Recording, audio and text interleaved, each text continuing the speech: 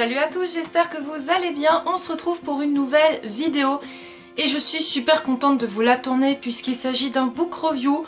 Donc cela veut dire que j'ai eu enfin, je dis bien enfin, un nouveau coup de cœur parce que je dois vous dire que pour cette année 2017, il y a très peu de livres finalement qui ont réussi à atteindre le 5 sur 5.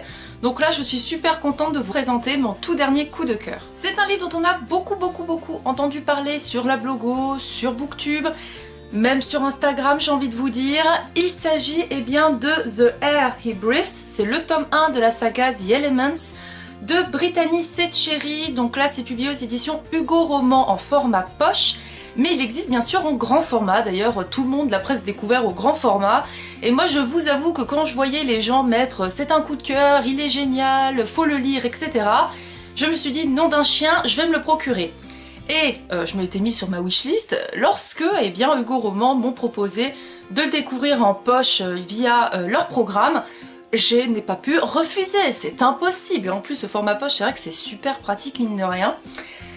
Donc voilà, hein, le résultat de ma lecture, plein de post-it partout parce que l'auteur a une plume envoûtante, elle dit des citations qui sont juste magnifiques et époustouflantes. On va suivre Elisabeth qui est avec sa petite fille Emma qui est âgée de 5 ans. Elles vont toutes les deux retourner vivre dans leur maison qui se situe dans la ville de Meadows Creek.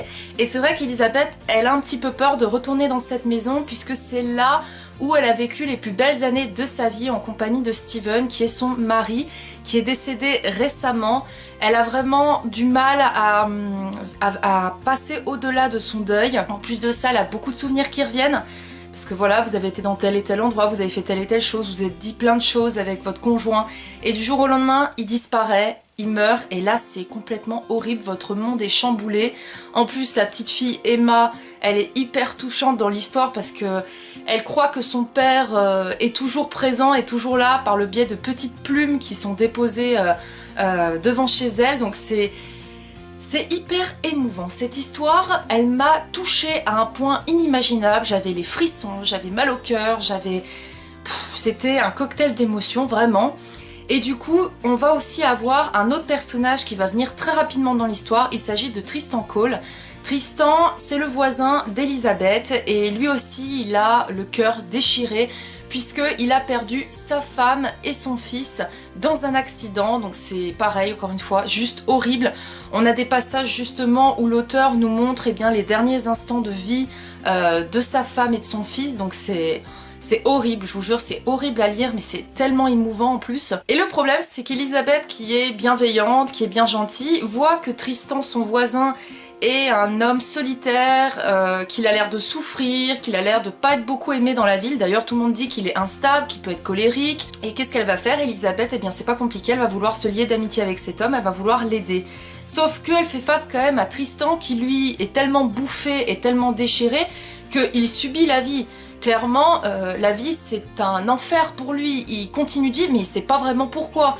Il pense qu'à une chose, c'est sa femme et son fils, il est noyé dans les souvenirs et quand il voit cette bonne femme Elisabeth qui n'arrête pas de lui coller au basque parce qu'elle veut devenir amie avec lui, il va un peu l'envoyer chier, hein. Il va un peu l'envoyer chier clairement parce qu'il a envie de rester seul, parce qu'il est déprimé et qu'il n'a pas envie en plus d'avoir une femme en plus qui viennent devenir amis avec lui, quoi. Surtout que lui, il imagine tout de suite qu'elle veut plus que de l'amitié. C'est là où l'histoire, elle a vraiment tout son sens, c'est que on a Elisabeth qui a beau être déchirée, elle peut tenir le coup parce qu'elle a sa petite fille Emma qui la rappelle à l'ordre, qui lui dit en gros tu ne peux pas baisser les bras, hein, je suis là, clairement. Et on a Tristan qui lui est tout seul à part avec le chien de son fils, mais il n'a aucun être humain qui est là pour lui dire oh tu te secoues, tu te reprends en main, il faut que tu vives, il faut que tu penses à ta femme et à ton fils et vis pour eux. Mais lui, il est complètement noyé dans son chagrin, il est complètement bouffé. Et les deux personnages m'ont vraiment touchée, je les ai trouvés attachants, touchants. C'est vrai que Tristan, d'un premier abord, on peut se dire mais c'est quoi ce connard? Parce que dans son comportement, t'as envie de le claquer quand même. Mais quand tu vois vraiment ce qu'il a vécu, et lui, il a quand même perdu deux personnes, quoi, sa femme et son fils de 8 ans. C'est hyper touchant, c'est hyper dévastateur pour une personne.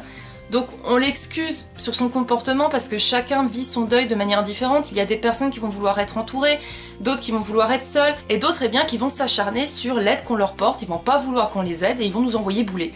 C'est comme ça, chacun réagit de manière différente. J'ai tout de suite été sensible aux deux destins de ces personnages. On ne peut qu'éprouver des émotions à lire ce qu'ils ont vécu. La plume de l'auteur, je vous jure, j'ai eu un gros coup de cœur pour sa plume. Elle nous cite des citations poignantes qui franchement, j'ai eu l'impression de recevoir un coup dans le cœur tellement elles étaient belles. D'où le fait que j'ai mis plein de post-it, j'ai envie de vous dire, mais à chaque fois, elles sont pas trop chargées, vous voyez ce que je veux dire?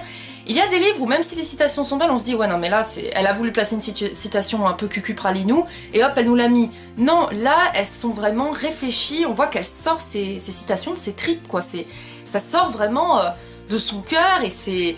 Je vous jure, quand on m'écoute parler là, on doit se dire mais elle est complètement pas nette cette fille, je suis d'accord avec vous, mais ce livre m'a vraiment... Limite cette chronique vidéo et même ma chronique écrite ne servent à rien pour vous dire à quel point elle m'a procuré de l'émotion. J'ai qu'une chose à vous dire, c'est vraiment lisez-le parce que la plume est addictive et tout le long, je vous jure, mon cœur il a fait ça, il est redescendu, il est remonté, les montagnes russes. Les montagnes russes, il y a beaucoup de passages quand même que je ne m'attendais pas. Je me disais tiens il va se passer ça et au final non. Faut croire que soit je deviens nulle pour deviner les histoires, soit c'est tout simplement l'auteur qui a bien réussi son boulot. Parce que pour les romances, on sait souvent le même schéma, hein, les deux vont finir ensemble. Oui, mais c'est toujours quand même la question de comment ils vont finir ensemble. Parce qu'il y a toujours des obstacles, il y a toujours des trucs qui vont nous saouler. Et là, il y a eu quelque chose dans ce livre, je vous assure, que je ne m'attendais pas du tout. Je me suis dit, bon, là, ça sent la merde, il va se passer quelque chose, mais je ne m'attendais pas à un truc aussi fou, aussi impressionnant, aussi choquant, terrifiant. Non, franchement, je m'attendais pas à ce que l'auteur nous mène sur ce terrain-là. Mais franchement, je vous le dis, si vous ne l'avez toujours pas lu, lisez-le. Franchement, je me dis...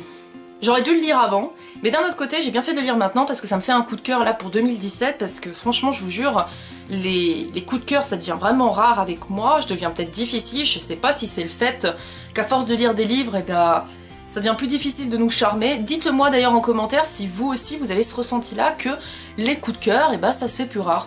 Pourtant, je connais mes goûts, je sais que la romance ça me plaît, je sais que la dystopie ça me plaît, il y a des sagas où je sais que ça va être un coup de cœur à chaque tome parce que je les aime, mais je trouve quand même que ça devient quand même compliqué, hein. Donc voilà, vous devinez bien sûr que c'est à 5 sur 5. Je vais pas vous en dire plus sur ce roman, j'ai pas besoin d'étaler toute l'histoire, j'ai pas besoin de vous en dire plus normalement, j'espère quand même vous avoir convaincu de le lire. Surtout que voilà, maintenant il est sorti en format poche les gars, donc même niveau économie, vous êtes gagnant au niveau émotion, vous êtes gagnant au niveau économie, faut foncer. C'est bien sûr un gros 5 sur 5. N'hésitez pas à aller voir ma chronique en barre d'infos, je l'ai écrite tout de suite après l'avoir terminée, j'étais bouleversée, j'étais triste. C'est bien sûr une saga qui comportera pour chaque tome un couple différent. Beaucoup de personnes m'ont dit sur Instagram que tous les tomes de cette saga, il y en a 4 actuellement. Le tout dernier, The Gravity of Us, est sorti il y a pas longtemps chez Hugo Roman, il me semble que c'était le mois dernier.